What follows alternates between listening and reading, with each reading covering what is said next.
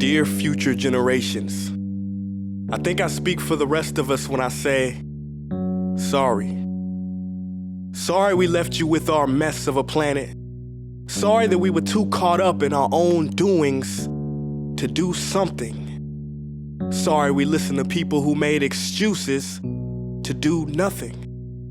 I hope you forgive us. We just didn't realize how special the earth was. Like a marriage gone wrong, we didn't know what we had until it was gone. For example, I'm guessing you probably know it as the Amazon desert, right? Well, believe it or not, it was once called the Amazon rainforest, and there were billions of trees there, all of them gorgeous and... Oh, you don't know much about trees, do you? Well, let me tell you, trees are amazing. I mean, we literally breathe the air they are creating. They clean up our pollution, our carbon. They store and purify water, give us medicine that cures our diseases, food that feeds us, which is why I'm so sorry to tell you that we burn them down. Cut them down with brutal machines, horrific, at a rate of 40 football fields every minute. That's 50% of all the trees in the world gone in the last 100 years. Why? For this. And that wouldn't make me so sad if it weren't so many pictures of leaves on it. You know, when I was a child, I read how the Native Americans had such consideration for the planet that they felt responsible for how they left the land for the next 7 generations. Which brings me great sorrow, because most of us today don't even care about tomorrow. So I'm sorry. I'm sorry that we put profit above people, greed above need, the rule of gold above the golden rule. I'm sorry we use nature as a credit card with no spending limit, overdrafting animals to extinction, stealing your chance to ever see their uniqueness or become friends with them. Sorry we poison the ocean so much that you can't even swim in them. But most of all, I'm sorry about our mindset, 'cause we had the nerve to call this destruction progress. Hey Fox News, if you don't think climate change is a threat, I dare you to interview the thousands of homeless people in Bangladesh. See, while you were in your penthouse nestled, their homes were literally washed away beneath their feet due to rising sea levels.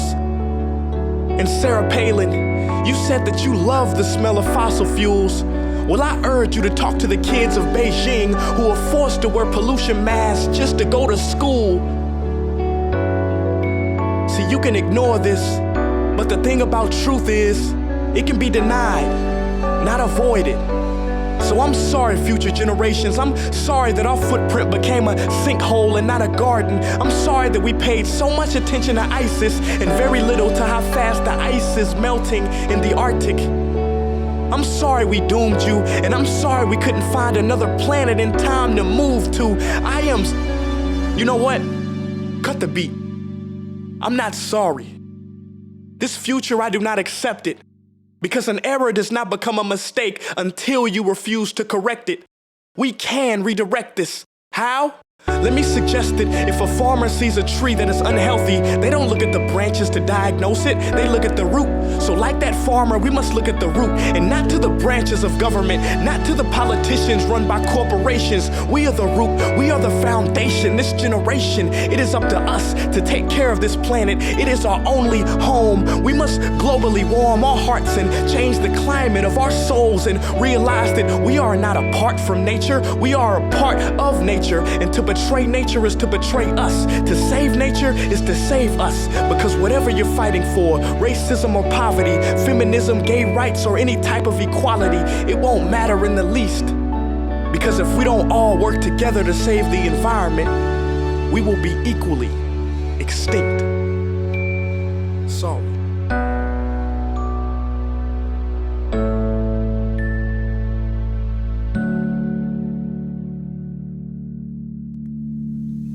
Hey guys, for the past several weeks, I've been here in Africa, the heart of Africa, witnessing the horrific destruction of the rainforest, which inspired me to write this piece.